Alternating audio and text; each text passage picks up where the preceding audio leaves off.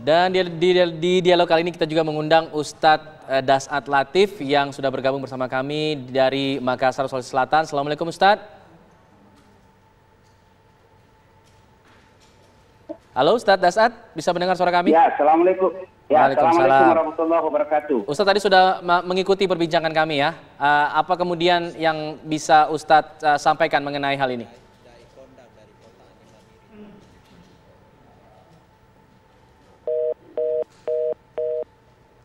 Ustadz? Baik, sepertinya komunikasinya terputus. Nanti kita akan coba hubungi lagi Ustadz Dasat Latif. Mungkin silakan Pak Najamuddin ingin memberikan komentar. Ya, saya kira begini, supaya tidak miskomunikasi memang perlu silaturahim Kementerian Agama di bawah pimpinan Bapak Jenderal Fahru Rozi sebagai Menteri Agama, dan juga para pimpinan lainnya dengan Majelis Ulama Indonesia bisa berdialog dan berdiskusi sehingga titik temu itu ada. Pada hari ini titik temu itu sudah terang benderang. Saya kira yang kami khawatirkan kemarin itu adalah jikalau ini menjadi wajib, dan kalau ini menjadi wajib maka banyak majelis taklim dimanapun di wilayah Nusantara ini, di wilayah Republik Indonesia ini akan mendapatkan tantangan, rintangan. Pada saat mereka ceramah, khatib dapat datang polisi menanyakan apakah mereka sudah bersertifikat atau tidak, maka serta-merta pengajian itu dibubarkan dan khatibnya akan disuruh pulang. Syukur masih diselesaikan secara santun. Tapi kalau dengan kekerasan dari pihak keamanan ini menjadi kisruh dan menjadi gaduh secara nasional.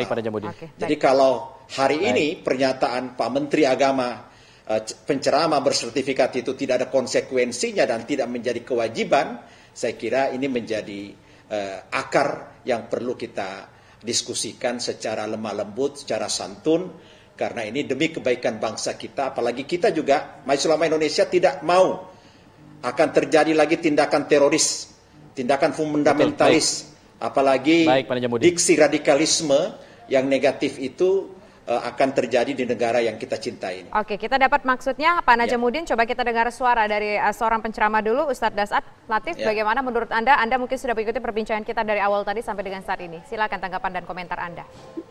Ya, Assalamualaikum warahmatullahi wabarakatuh. Alhamdulillah, salawat dan salam kepada Rasulullah Muhammad SAW.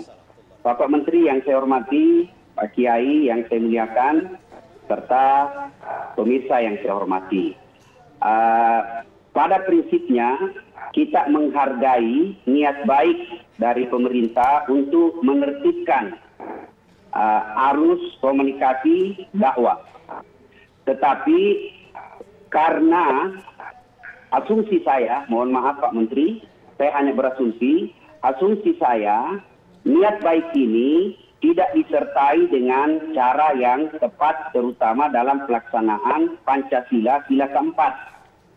Ya, kerakyatan yang dipimpin oleh hikmat kebijaksanaan dalam permusyawaratan perwakilan. Asumsi saya timbulnya kegaduhan ini karena Pak Menteri, Kementerian Agama sebelum mengambil keputusan ini, meskipun ini baru wacana, tidak melibatkan lembaga-lembaga yang berkompeten di bidang keagamaan. Minimal mengajak diskusi Majelis Ulama Indonesia, ya, organisasi Muhammadiyah, kemudian NU dan ormas-ormas lainnya, termasuk kita tidak bisa menafikan dai-dai yang punya followers, punya pengikut, punya penonton jutaan. Ya, nah ini mesti dilibatkan. Maka penerapan sila keempat perlu diterapkan dalam masalah ini.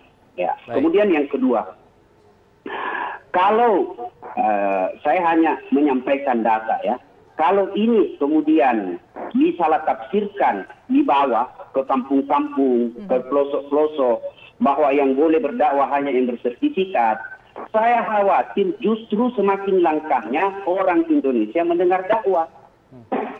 Saya ini dakwah dari Sabang sampai Merauke, ya.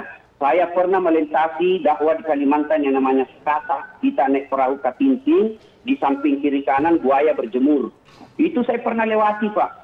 Saya pernah melewati tengah hutan yang kita harus ekstra hati-hati. Nah, untuk kalau ini perlu kita ketahui bahwa kebutuhan dai di Indonesia ini masih sangat sedikit. Angka dai di Indonesia ini masih sangat minim dibanding kebutuhan. Nah, kalau kemudian dikemukakan bahwa harus berdakwah yang punya sertifikat, dikhawatirkan di daerah-daerah salah paham. Ya, karenanya perlu dirembukkan kembali jalan keluar soal ini. Ya, saya menghargai, ya, itu sehingga saya ikut. Saya punya sertifikat, ya, saya punya sertifikat. Saya mengikuti, ya, sertifikasi dan kompetensi dai yang dilakukan oleh Majelis Ulama. Saya ikut sebab saya yakin bahwa karena yang lakukan adalah Majelis Ulama Indonesia, berarti memang sangat saya butuhkan untuk menambah wawasan saya, kemudian kompetensi saya. Nah, kalaupun harus ada sertifikat ini wajib ataupun tadi dikatakan tidak wajib, ya kita lakukan. Tapi yang melakukan sertifikasi adalah lembaga yang mengurusi keagamaan, yaitu Majelis Ulama Indonesia. Saya khawatir kalau diurus oleh negara, ya, saya khawatir nanti ditumpangi kepentingan-kepentingan politik. Ya, contoh, mohon maaf, ini hanya sakwa sangka. Contoh, Partai A yang berkuasa, yang selama ini merasa disudutkan oleh ormas-ormas Islam tertentu. Baik, Ustaz. Akhirnya ketika dia berkuasa, maka dia akan menggunakan kekuasaan itu untuk membatasi kegiatan-kegiatan dakwah amar ma'ruf nahi munkar.